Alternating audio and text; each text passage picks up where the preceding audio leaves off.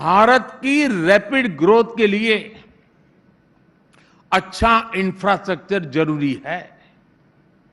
लेकिन देश में पहले क्या स्थिति थी और जो स्थिति थी वो क्यों थी? इवन ईटी में तो बड़े बड़े एडिटोरियल्स इस पर छपे हैं, लोगों ने अपनी ओपिनियन दी है और उनमें जो बात प्रमुखता से रही है वो ये कि हमारे यहां इंफ्रास्ट्रक्चर से जुड़े फैसलों में देश की जरूरत को कम देखा जाता था और राजनीतिक महत्वाकांक्षा को प्राथमिकता दी जाती थी। इसका जो नतीजा निकला उसका भुक्तभोगी पूरा देश रहा है। अगर कहीं रोड्स भी बननी है तो पहले देखा जाता था कि सड़क बनने के बाद वोट मिलेंगे या नहीं मिलेंगे, ट्रेन कहां रुकेगी, कहां चलेगी, ये भी राजनीतिक नफा नुकसान देखकर तय होता था। यानी इंफ्रास्ट्रक्चर की ताकत को पहले कभी समझा ही नहीं गया। हमारे पास, और ये आपको चौंकाने वाली चीजें लगेगी कि कभी ईटी वालों ने लिखा नहीं होगा, दुर्भाग्य है जी, हमारे यहां डैम्स बनते थे लेकिन कैनाल नेटवर्क नहीं बनता था। आप सोच सकते हैं 6 मंजिला मकान बने और लिफ्ट भी न हो और स्टेयरकेस भी नहीं हो, ऐसा सोच सकते हैं आप? डैम बने और कैनाल ना हो। लेकिन शायद उस समय ईटी को देखना उचित नहीं लगा होगा। हमारे पास माइंस थी लेकिन मिनरल्स को ट्रांसपोर्ट करने के लिए कनेक्टिविटी कभी नहीं थी। हमारे पास पोर्ट्स थे लेकिन रेलवे और रोड कनेक्टिविटी के प्रॉब्लम भरपूर मात्रा में थे। हमारे पास पावर प्लांट्स थे लेकिन ट्रांसमिशन लाइन काफी नहीं थी, जो थी वो भी बुरी स्थिति में थी।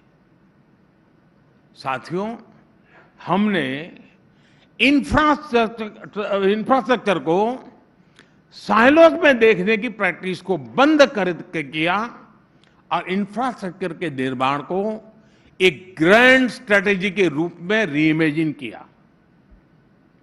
आज भारत में 38 किलोमीटर पर डे की स्पीड से हाईवे बन रहे हैं और डेली 5 किलोमीटर से ज्यादा रेल लाइनें बिछ रही हैं। हमारी पोर्ट कैपेसिटी आने वाले 2 वर्षों में 3000 MTPA तक पहुंचने वाली है। 2014 के मुकाबले ऑपरेशनल एयरपोर्ट्स की संख्या 74 से बढ़कर के 147 हो चुकी है। इन 9 वर्षों में लगभग 3.5 लाख किलोमीटर रूरल रोड बनाई गई हैं। करीब 80,000 किलोमीटर नेशनल हाईवे बने हैं। ये सारे 9 साल का मैं हिसाब दे रहा हूं आपको, ये याद कराना पड़ता है, नहीं तो यहां उसको ब्लैकआउट करने वाले बहुत बैठे हैं। इन्हीं 9 वर्षों में 3 करोड़ गरीब परिवारों को पक्के घर बना करके दिए गए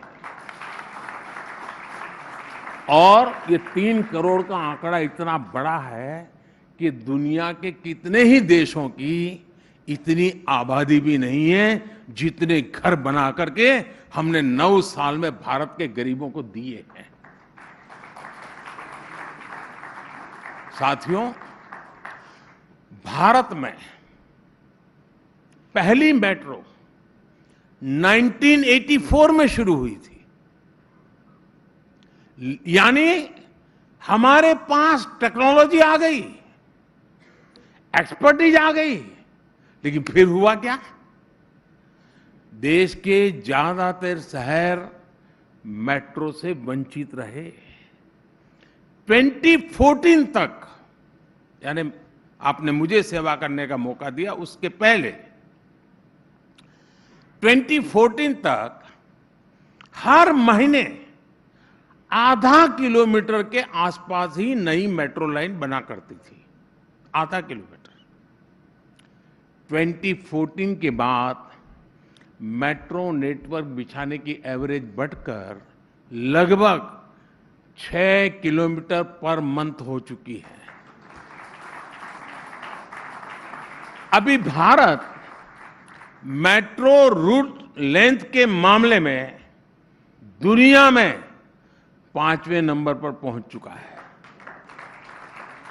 आने वाले कुछ महीनों में ही हम दुनिया में 3रे नंबर पर पहुंचने वाले हैं। फ्रेंड्स, आज पीएम गति शक्ति नेशनल मास्टर प्लान इंफ्रास्ट्रक्चर के निर्माण को तो गति दे रहा है, और जैसा विनीत जी ने कहा, गति और शक्ति दोनों को हमने जोड़ा है। यानी ये पूरा कंसेप्ट कैसे गति दे रहा है और उसका परिणाम क्या है, ये सिर्फ रेड रोड तक सीमित नहीं है।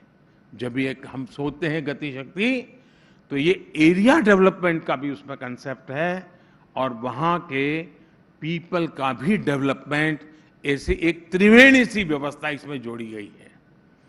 गति शक्ति प्लेटफॉर्म पर आप में से जो लोग टेक्नोलॉजी में रुचि रखते होंगे, इनके लिए शायद ये जानकारी बड़े इंटरेस्टिंग रहेगी। आज गति शक्ति का जो हमारा प्लेटफॉर्म है, इंफ्रास्ट्रक्चर मैपिंग की 1600 से अधिक, 1600 से ज्यादा डेटा लेयर्स हैं, और कोई भी प्रपोजल आर्टिफिशियल इंटेलिजेंस की मदद से 1600 लेयर से गुजर करके निर्णय करती है। हमारे एक्सप्रेसवे हो या फिर दूसरा इंफ्रास्ट्रक्चर, आज शॉर्टेस्ट और सबसे एफिशिएंट रूट तय करने के लिए एआई से भी जोड़ा गया है। पीएम गति शक्ति से एरिया और पीपल डेवलपमेंट कैसे होता है, इसका एक एग्जांपल आपको मैं देता हूं। इससे हम किसी एक एरिया में पॉपुलेशन डेंसिटी और स्कूल की अवेलेबिलिटी, उसको हम मैपिंग करते हैं स्पेस टेक्नोलॉजी का, और 1600 जो पैरामीटर है उसके आधार पर, और सिर्फ डिमांड या पॉलिटिकल कंसिडरेशन के आधार पर स्कूल अलॉट करने के बजाय हम जहां जरूरत है वहां स्कूल बना सकते हैं। यानी ये गति शक्ति प्लेटफॉर्म, यानी मोबाइल टावर कहां लगाना उपयोगी होगा वो भी तय कर सकती है। ये अपने आप में एक यूनिक व्यवस्था खड़ी की है। साथियों, हम इंफ्रास्ट्रक्चर को कैसे रीइमेजिन कर रहे हैं, इसका एक और एग्जांपल हमारा एविएशन सेक्टर है। यहां मौजूद बहुत कम लोगों को ये पता होगा कि हमारे यहां बरसों तक एक बहुत बड़ा एयर स्पेस डिफेंस के लिए रिस्ट्रिक्ट करके रखा हुआ था, और इस वजह से हवाई जहाजों को भारत में कहीं भी आने जाने में ज्यादा समय लगता था, क्योंकि वो अगर डिफेंस का एयर स्पेस है तो आप वहां नहीं जा सकते, आपको घूम करके जाना पड़ता था। इस समस्या को सुलझाने के लिए हमने आर्म फोर्सेस के साथ बात की। आज 128 एयर रूट्स को सिविलियन मूवमेंट के लिए भी खोला जा चुका है। इसके कारण फ्लाइट पाथ्स छोटे हो गए, जिससे टाइम भी बच रहा है, फ्यूल भी बच रहा है, दोनों प्रकार का सेविंग में मदद मिल रही है।